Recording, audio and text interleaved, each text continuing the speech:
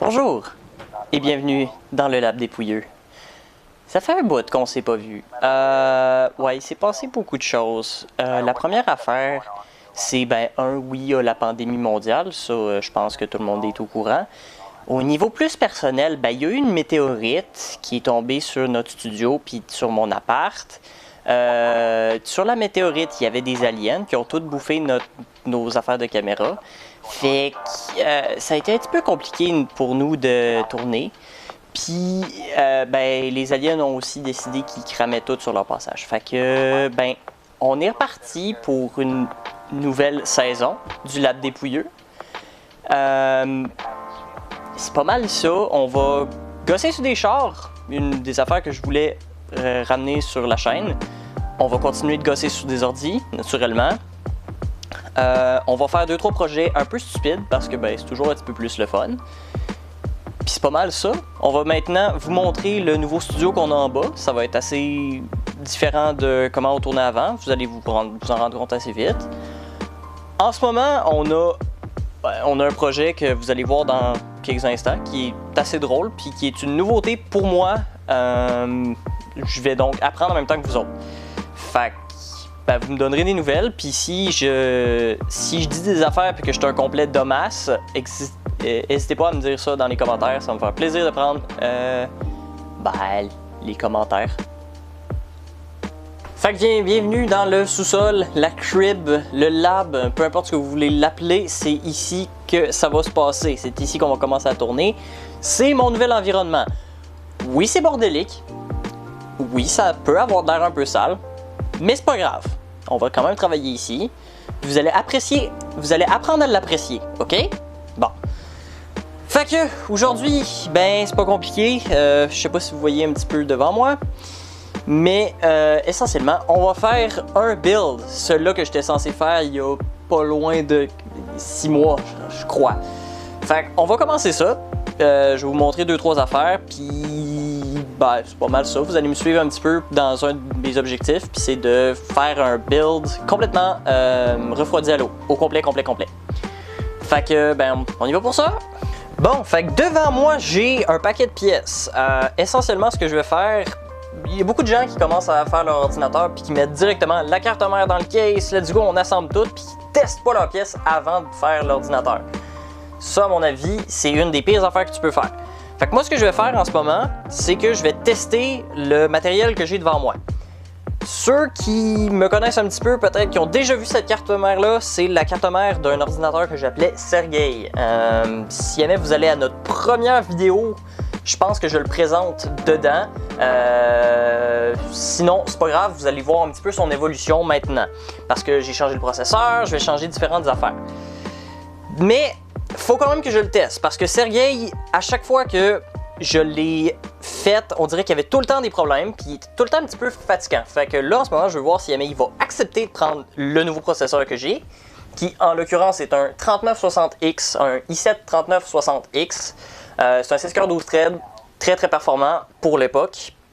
Parce que oui, c'est loin d'être des pièces neuves, ça date de à peu près 2013. Fait que c'est ça. Je vais en profiter aussi pour vous montrer comment on construit un ordinateur. Tout d'abord en vous montrant comment tester vos pièces. Fait qu'on va commencer, c'est pas compliqué. Je vais prendre le processeur puis je vais faire comme si j'assemblais l'ordinateur de base, parce que c'est essentiellement ce qu'on fait. Donc, ça ici, c'est une plateforme enthousiaste, fait que le système de rétention du processeur va être un petit peu différent. La majorité du temps, il va juste avoir un petit bras. Si on va chez AMD, ça va aussi être différent. Les pins ne vont pas être sur la carte mère, elles vont être sur le processeur. Là, dans ce cas-là, c'est un Intel, donc les pins sont sur la carte mère. Fait qu'on ouvre le socket ici. Là, peut-être que vous voyez, il y a une toute petite flèche sur le coin du processeur. Cette flèche-là, c'est pas compliqué. Sur la majorité des cartes mères, il va y avoir des flèches d'indication sur la carte mère pour vous dire, OK, la petite flèche qui va là va sur la petite flèche qui va là. Fait que c'est pas si compliqué que ça.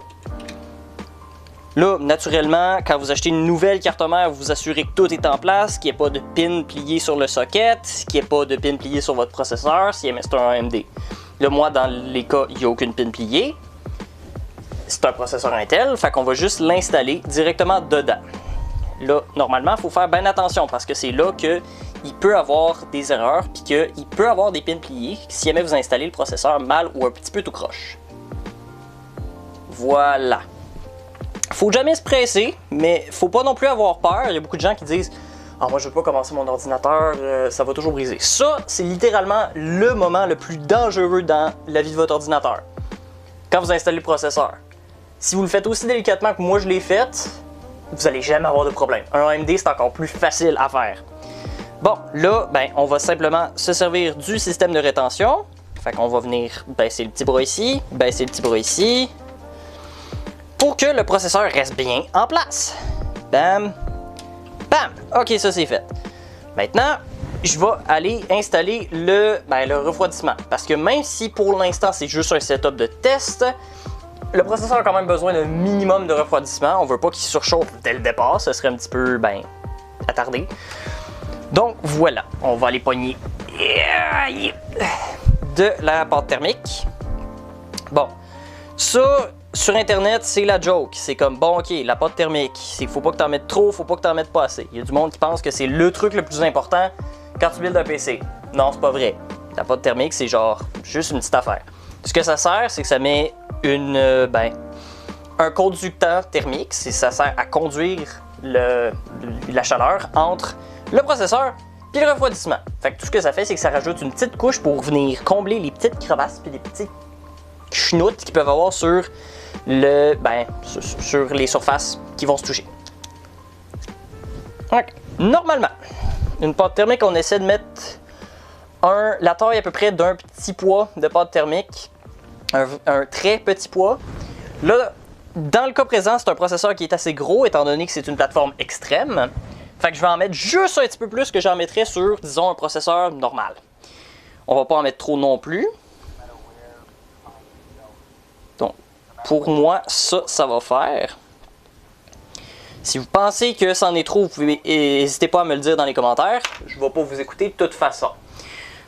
Ok, là, ça c'est un Cooler Master Hyper Evo 212, un ancêtre du refroidissement des processeurs. Ça doit faire pas loin de 15 ans que c'est sur le marché cette affaire-là. Fait que, il a su se prouver. Puis je sais que le wattage de mon processeur et le wattage de ça sont corrects. Si jamais c'était, admettons, pour votre refroidissement principal, il faut toujours s'assurer que le refroidissement que vous achetez soit correct pour le processeur. Normalement, ça va être calculé en TDP. Fait que le TDP, c'est, je pense, ça veut dire Temperature, Draw Wattage ou une affaire de même. En tout cas, ça vous dit le wattage en température que ça va le prendre. Fait qu'admettons, ce processeur-là tire 115 watts de TDP du mur. Ça ici, c'est bon pour 130 watts. Fait que je sais que, ok, c'est correct, je ne vais pas avoir de surchauffe. Dans tous les cas, en ce moment, c'est pas grave parce que je pense pas garder ça sur cet ordinateur-là. Mais si jamais j'avais à le garder, je sais qu'il serait correct. Là, ce que je fais, c'est que j'installe les petites vis de rétention qui vont me permettre de venir me servir de ça. Puis, on va pouvoir continuer.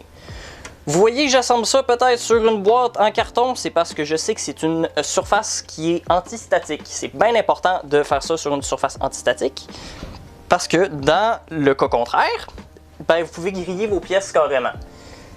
Idéalement, je devrais porter une bande antistatique sur, admettons, mon pied ou sur mes mains pour éviter justement la statique. J'en ai pas, puis c'est pas des pièces qui, à mon avis, valent assez la peine pour que je justifie vraiment de faire super attention.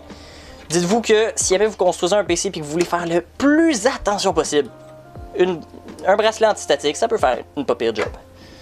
Là, ce que je fais, c'est que je serre un peu tout ça avec un des pires outils que j'ai ici, c'est-à-dire ma porte-clés de petite clé Allen. Voilà, on serre un petit coup, là ça c'est beau, là ça c'est beau.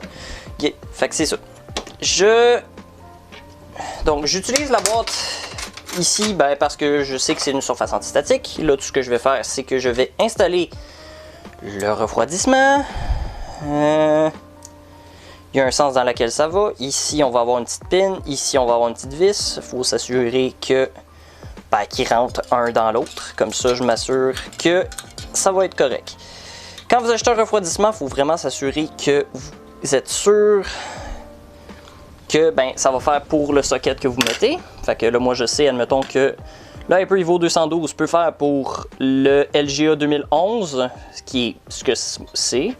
Si jamais vous avez du Intel, normalement, ça va être du LGA 1150 quelque chose. 1151, 1155, 1157, ça va varier. Puis pour du AMD, le système de rétention est très différent pour le refroidissement. Bon, là, j'ai parti toutes les vis au hasard comme ça. Ce que je vais faire, c'est que je vais visser en, ce que je dis, en pattern comme criss-cross. Fait qu'admettons, on va commencer par celle-là, on va aller chercher la vis à l'inverse. Pourquoi je fais ça comme ça? C'est pour avoir une répartition correcte du poids sur un processeur, parce que si jamais il y a un coin, admettons, qui a plus... qui a vraiment plus de force, ça se pourrait que les pins arrêtent de faire contact sur le processeur puis que y ait des petites défaillances au démarrage. Ça y va pour n'importe quoi, tant que si c'est du refroidissement à l'eau, si c'est du refroidissement à l'air, peu importe lequel, il faut vraiment s'assurer de faire ça opposé en X, comme ça on s'assure que les pins font contact.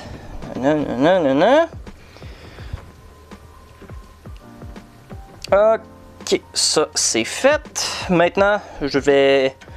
L'ordre n'a pas tant d'importance que ça. Normalement, le processeur rentre en premier, c'est le plus safe. Mais après ça, on s'en fout un petit peu de comment je fais ça.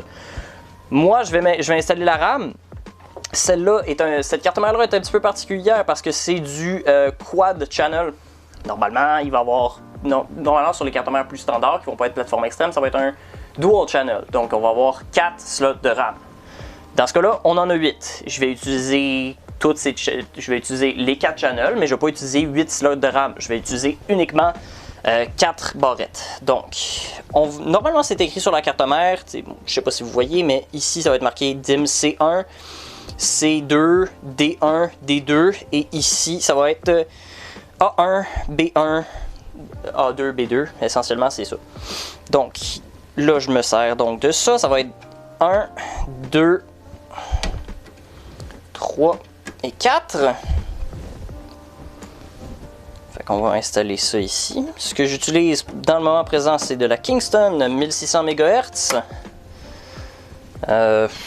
C'est de la mémoire assez standard. J'utilise 16 GB, donc c'est ça, c'est 16 GB.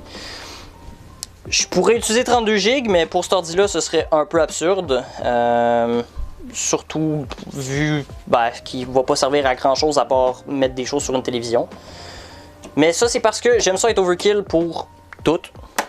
Je veux dire, j'ai mon PC pour écouter des vidéos dans le salon, c'est un i7 avec une carte de jeu. Fait que si jamais je peux aller vers de l'overkill, je vais aller vers de l'overkill. Un des plans aussi que j'ai avec cet ordi-là, c'est de l'overclocker. C'est une plateforme enthousiaste, fait qu'elle est vraiment prompte à être overclockée. Fait que je vais pas me gêner. Je vais essayer de booster ce processeur-là le maximum que je peux. Ok, les barrettes de RAM sont installées. Il reste donc installer une carte vidéo parce que ce processeur-là n'a pas de graphique intégré. Puis après ça, un ventilateur. Ça va être pour le test. Carte vidéo, comme les Américains disent, go big or go home. GTX Titan première génération, oui c'est vieux un peu, mais sérieusement est encore killer. C'est une 6 GB, puis c'est un des plus beaux designs que Nvidia ont fait avec le temps, à mon avis. Ok, on installe ça.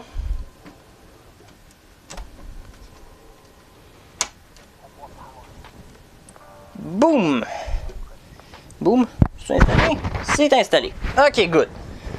Là, j'ai surélevé un petit peu la boîte.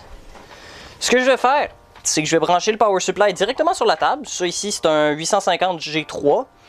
Parce qu'une des affaires qu'il y a avec cette carte mère-là en particulier, c'est qu'elle aime pas les power supply. Je sais pas pourquoi, j'ai mis un 1000 watts dessus puis elle l'aimait pas. J'ai mis un 750 watts dessus puis elle l'aimait pas. d'une marque différente. Elle semble juste fonctionner sur certains power supply bien spécifiques. Pourquoi? Je le sais pas. Celui-là, il fonctionne. Tant mieux. On va se servir de ça ici. Fait que oui, je continue de le faire strictement sur ça. Le power supply est naturellement fermé. On va faire ça ici. Puis là, ben, c'est essentiellement aussi simple que de brancher son PC sans avoir de cable management à faire. Ok, ça c'est la carte mère. Ça c'est le CPU. C'est pas bien compliqué. Des fois, le CPU, il va avoir certaines petites différences. Admettons, sur les cartes mères beaucoup plus énergivores que les cartes mères puis les processeurs beaucoup plus énergivores que ça, on va se retrouver avec un 8 pins puis un 4 pins supplémentaire qui va permettre de bien alimenter tout le restant de la carte mère. Celui-là en a pas de besoin. Ensuite, on va s'assurer que la carte graphique a tout ce qu'il faut comme power. Fait que un 6 pins puis un 8 pins dans le cas de la Titan. Encore une fois, ça peut varier. Il y en a qui vont utiliser juste un 4 pins, il y en a qui vont utiliser juste un 6 pins. Des fois, il y en a qui utilisent 2 8 pins sur les grosses cartes bien énergivores. Puis sur les cartes plus récentes, dans le cas présent, c'est, admettons, je vais dire la RTX 3080. On va utiliser jusqu'à 3 8 pins. C'est vraiment intense. Ok, je passe devant vous 30 secondes, puis on va aller brancher un HDMI. Ok. Puis là, chose bien importante, va falloir brancher un clavier. Non, aussi je l'ai mis. Oui, je pourrais utiliser le magnifique modèle M que vous voyez dans le fond, mais malheureusement, cette carte mère-là n'a pas de port PS2 parce que c'est un très vieux clavier, puis c'est le meilleur clavier. Battez-vous dans les commentaires. Bon ben je vais pas utiliser mon vieux. Je pensais utiliser mon vieux clavier de Mac, mais je le trouve pas. Fait qu'on va utiliser mon clavier typewriter. Pourquoi je branche un clavier? Ben, c'est pour rentrer dans le BIOS. Normalement, il va falloir mâcher Delete ou F1 pour rentrer dans le BIOS puis vérifier la configuration de tout ça. OK. Le test bench est prêt. On peut maintenant tester les pièces. Non, il n'est pas prêt. Excusez, je dis des niaiseries. Faut brancher du refroidissement parce que sinon, il va pas refroidir puis il va brûler. Puis ça va pas être une belle journée parce que je vais avoir brûlé un processeur que j'aime beaucoup. OK, ça c'est beau, ça c'est beau. Vous pouvez brancher cette petite pin-là dans l'endroit qui est marqué CPU Fan. Il va en avoir sur différentes cartes mères. OK, là on est prêt. J'ai la joie d'avoir une carte mère avec un bouton Power déjà dessus. Il y a certaines cartes mères qui ne vont pas avoir ça. À ce moment-là, ce qu'il faut faire, c'est utiliser un tournevis, puis aller faire un short entre les petites pins qu'il y a sur le connecteur. Moi, je vais juste peser sur le bouton Power. Power Supply On. Il y a des lumières sur la carte mère, vous en voyez peut-être pas, mais elle va être en arrière de la carte graphique juste ici. On fait Power. OK.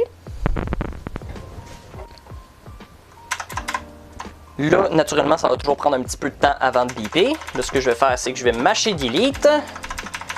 Et on a un post. On voit tout de suite qu'il y a 16 GB de mémoire qui sont installés. Le même mémoire roule en ce moment à 1333. C'est pas la bonne vitesse. On va arranger ça plus tard. OK, le test est concluant. Fait que ça veut dire qu'on va pouvoir continuer avec le build. Je vais donc défaire ce setup-là, puis on va amener le case, puis on va vraiment faire un nouveau build au complet.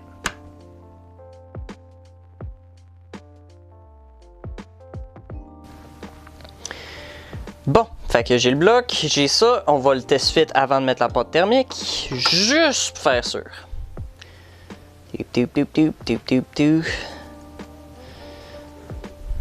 Huh.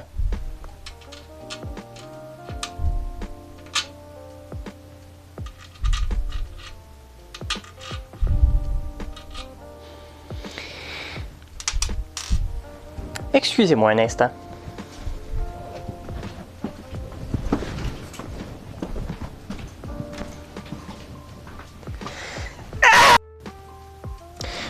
Bon, fait que j'ai trouvé ce petit sac de goodies là qui vient d'un refroidissement Deep Cool que j'avais en stock.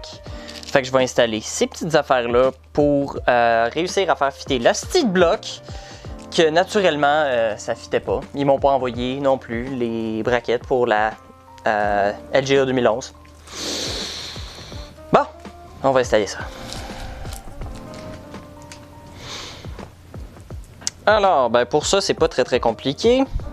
Le LGA 2011 ou les plateformes X vont utiliser un certain pattern un petit peu particulier où il n'y a pas de backplate qui vont transpercer la motherboard pour installer un cooler. C'est directement des petits embouts ici pour visser des vis comme celle-là.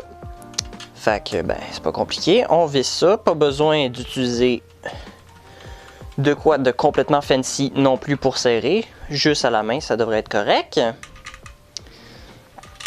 Et oui, pour cette fois-là, j'ai vraiment testé pour voir si ça fitait. On devrait pas avoir de problème. Il devrait avoir du contact correct. Ta gueule, Google. Je t'ai rien demandé.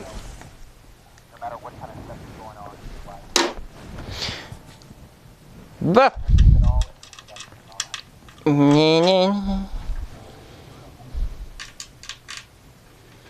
C'est tout ce qui serait cool. Est-ce qu'on ait un plus haut plafond? Bon! Je vais vous remettre la pâte thermique. Alors, comme pour le refroidissement Hyper Evo, il faut y aller consciencieusement, mettre un petit poids. Celui-là, vu que c'est un gros processeur, il faut en mettre juste un petit peu plus. Fait comme ça. Ça, c'est beaucoup. Ça se pourrait qu'il y en ait un petit peu trop. Mais c'est pas grave. Bon! On va donner un petit coup de torchon au refroidissement parce que je l'ai touché avec mes mains graisseuses picrotées, fait que c'est ça. Là, je m'assure qu'il n'y a pas de film de protection dessus, mais non, il n'y en a vraiment pas. Ils l'ont juste laissé dans la boîte comme ça. Se laisser tout scratcher, super. Fait que Burski, dernière fois que j'achète vos cossins. Par contre, ils ont inclus une LED. C'est une LED Molex, mais ils ont inclus une LED qu'on va pas utiliser. Ok, il y a un in and out, puis oui, la fabrication du produit est quand même pas si pire, mais il y a mieux, mettons. Voilà. Là après ça, comme pour le Hyper Evo 212 de Cooler Master, on sert de chaque barre pour s'assurer d'une pression égale sur le socket pour éviter trop de tension d'un bord puis de l'autre. Là, c'est sûr, dans le moment présent, c'est vraiment pas la meilleure façon de faire parce qu'il n'y a aucune protection de tension. Je sais pas si jamais je le serre trop, je sais pas si je le serre pas assez. C'est un cas de faites ce que je dis, pas ce que je fais les enfants. Fait que je vais juste serrer ça le plus que je peux également, sans trop le serrer. Ça devrait pas être... Ça va pas être dangereux pour le socket, c'est juste qu'à la longue, si jamais il y a une trop grande pression, admettons, sur un côté, ça peut venir plier les pins, puis ça peut venir faire un mauvais contact sur le processeur. Fait que c'est pas génial. Puis vous avez peut-être remarqué aussi, j'en avais parlé, mais je vais vous dire un petit peu plus spécifiquement ce que je fais, c'est que je m'essaye pour la deuxième fois en fait, au refroidissement liquide. Donc, il y a une forte chance que je me pète la gueule puis que tout ça me coule dessus puis que je braille puis que j'aille en position fétale dans ma chambre si jamais ça coule puis que ça pète ma super cardigraphe. Bon, on va serrer ça. Ça, c'est simplement les nipples que je vais les appeler. Essentiellement, c'est ce qui va permettre à l'eau de rentrer et de sortir dans le bloc d'alimentation. Dans le bloc de refroidissement, puis de donner un refroidissement égal à tout le processeur pour s'assurer que tout soit correct, puis qu'il chauffe pas trop. Pourquoi faire du refroidissement liquide? Pour une couple de raisons. Moi, ce que je veux faire, c'est overclocker ce processeur-là, puis cette carte graphique-là. On peut overclocker techniquement sur un refroidissement à l'air. Par contre, ça ne va pas atteindre le même niveau de performance. Certains refroidisseurs à l'air vont pouvoir le faire aujourd'hui, mais pas toute la gang. Ok. Fait que ça devrait être pas mal serré. C'est un bloc en acrylique, fait que je veux pas trop serré comme un attardé, comme ça vient à craquer le bloc. Je veux juste que les rings fassent une bonne liaison pour éviter qu'il y ait des fuites. OK. Ça, c'est fait. Je vais vous montrer bien vite la carte graphique que je vais utiliser. Alors, on reste d'époque avec à peu près 2013, avec une GTX 680, excusez-moi, 2 GB. J'aimerais avoir la 4 GB, je ne l'ai pas. J'ai trouvé ça, en fait, j'ai fait un échange avec un monsieur qui m'a essentiellement échangé ça plus 50$ contre une motherboard que j'avais. C'est quand même cool parce que ça m'a rien coûté. Ça, c'est bien important. C'est le IO Shield. Ça permet d'éviter que la poussière rentre dans votre PC par le magnifique trou qu'il y a à l'arrière ici. C'est aussi impossible de rajouter ça après. Fait assurez-vous de le mettre lorsque c'est mon premier build parce que c'est super drôle quand tu as tout monté ton PC puis là, soudainement, tu te souviens que ah shit, il y avait ça à placer. J'ai failli le faire. Il y a 2 minutes de ça. Fait que ça fonctionne de même. Tu alignes les trous avec les trous. Moi, je sais que les trous vont de même. Cut l'encre. Cut l'encre.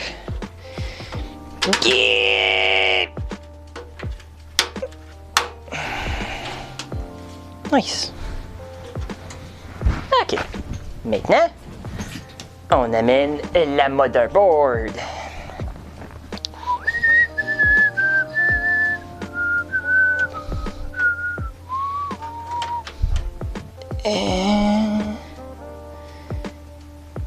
OK. T'alignes les trous avec les trous. Les trous avec les trous. Et voilà, la carte mère est en place. Good. Bon, fait que là, c'est le moment où est-ce qu'on décide de où est-ce qu'on place toutes les tubes pis ça. Voici notre réservoir. Je l'ai déjà utilisé, il est déjà tout graffiné. Puis ça, c'est... c'est malheureusement la joie de rouler un refroidissement sans avoir au préalable nettoyé son gear. Fait que là, il est tout sale, puis c'est ça. Mais c'est pas trop grave parce que je peux juste l'ouvrir puis nettoyer. Essentiellement, pour tester ce refroidissement-là, j'ai roulé... Waouh! C'est peut-être pas une bonne idée. J'ai roulé de l'eau de l'évier, puis je l'ai laissé juste tourner à l'intérieur. Et c'était pas une bonne idée, genre du tout, parce que ça a mis full de sédiments et partout, dans ma pompe, dans mon radiateur, dans plein d'affaires. Fait que j'ai décidé que pour cette fois-ci, ça allait être du Prestone, comme je vous l'ai déjà dit. Que là, je fais juste un petit nettoyage.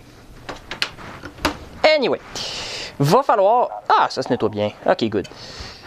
Va falloir qu'on décide de où est-ce qu'on place toutes les affaires.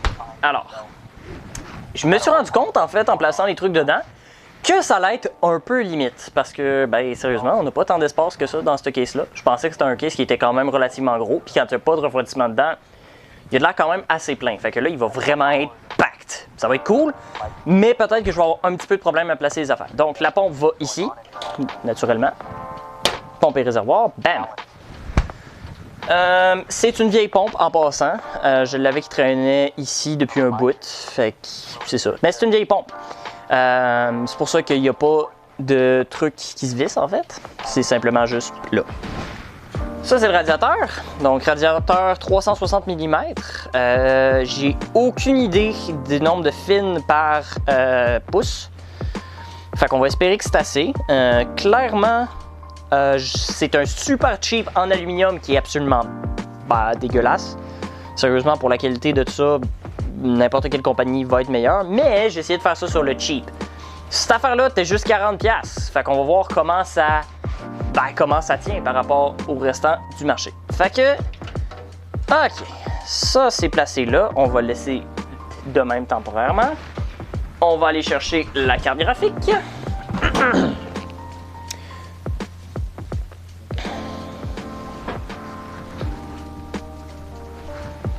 OK. Puis la carte graphique va ici. Ouf. OK. Vous savez, quand je disais que c'était serré, c'est pas des jokes. Il y a littéralement 2 mm entre le réservoir puis la carte graphique. OK. Alors, Toutes les pièces sont placées. Taste test. Yeah.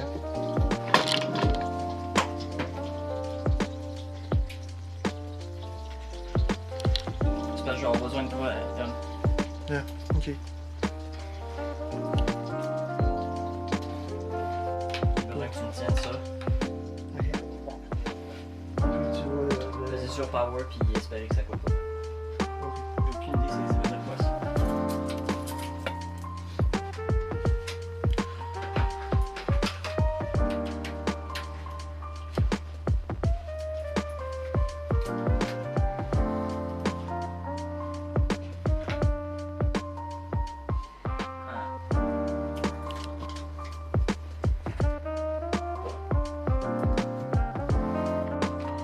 Bon, L'eau.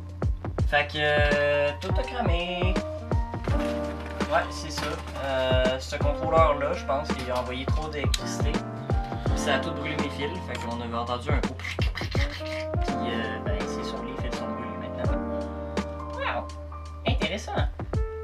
On va espérer que j'ai pas pété un power supply. Ça brûle-tu en quelque part? Non.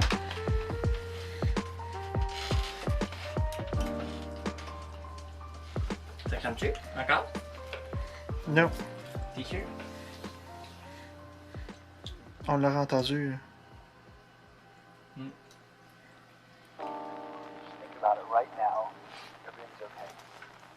C'est-tu ce que je pense qui est arrivé?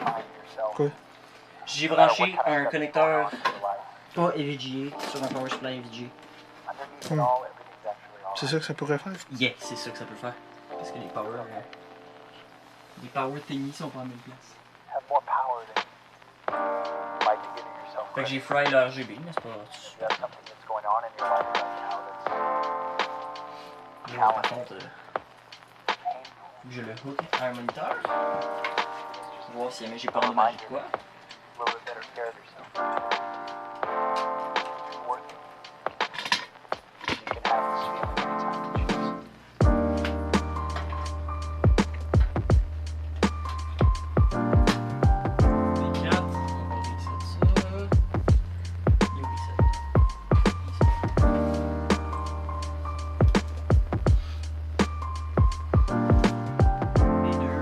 Ça veut dire qu'il y a un post.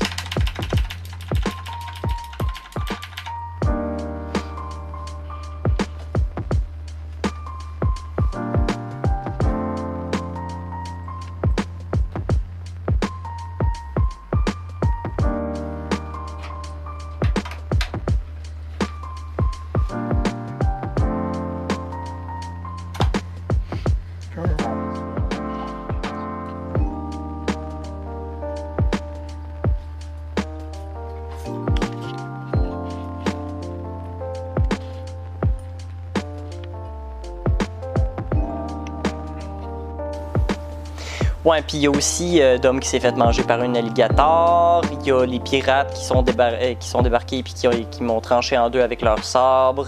Il y a eu l'explosion de la bombe nucléaire que le voisin a fait sauter. Le fun, ça a vraiment fait mal. Après ça, ben, il y a eu mon pied qui s'est fait manger par le chien de la voisine. Il y a eu mes écouteurs qui m'ont brûlé dans les oreilles, fait que j'ai dû avoir un implant d'oreille. Il y a ma main qui s'est fait cramer parce que j'ai décidé que je faisais cuire du bacon, mais j'ai mis de l'alcool à la place de l'huile, fait que ça m'a cramé. Il y a eu ma guitare qui a décidé qu'il pognait en feu à un moment donné, qui m'a tout brûlé. C'était vraiment pas super.